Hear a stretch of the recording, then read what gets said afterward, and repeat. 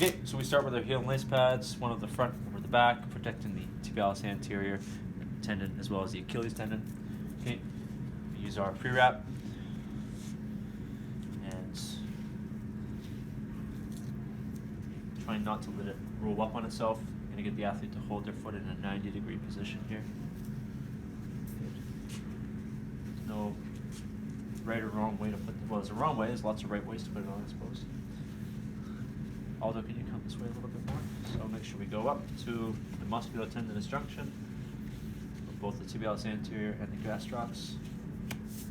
Good. So that's a nice base. And then taping, we start with 3 anchors. Making sure we angle them. Okay. Overlapping by half the tape width for each one. Okay. There's 3 anchors up top. I'm going to do 1 anchor around the midfoot. Okay, I rip it, put my tape down, and I'm going to splay the foot. Just try to relax that foot, Aldo. There we go. Good. Come back. Awesome. Just going to hold that foot up again.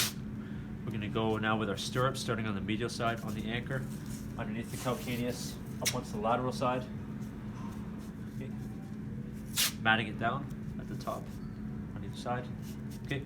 Start this one, overlap it by half a width up top here. It meets the other one underneath the calcaneus, and then on the opposing side, it will overlap again. So on the opposite side, it kind of looks like that.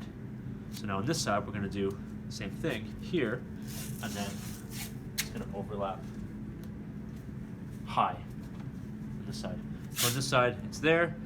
When it comes up the other side, it'll be like that. Okay, so it kind of like splays out up to the top. Overlaps right on top of one another underneath the calcaneus. Good, we've got our stirrups done. Okay, always pulling from medial up to lateral, so always going from this side and pulling up the lateral side, because we're typically dealing with a lateral ankle sprain. From here, I'm going to close up this space here, the windows we'll call them. So continuing where I left off with my anchors, overlapping by half a tape width, and each time I do this, I'm changing my angle. So my angle started there, then they're more vertical, but halfway down, and now they start angling the other way to take into account the contours of the ankle, so that the tape can lie nice and flat on the ankle with minimal wrinkling.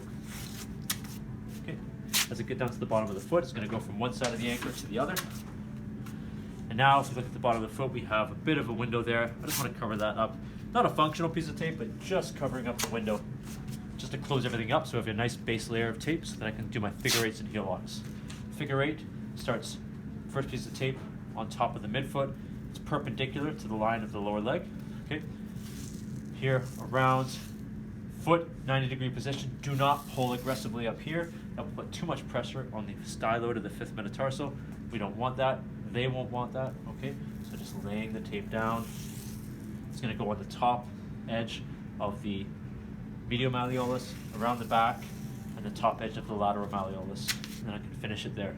Okay, that's my figure 8. I'm going to do 2 heel locks. I could have continued that around, but for the sake of showing you and demonstrating, I ripped that tape. I'll just continue where I left off.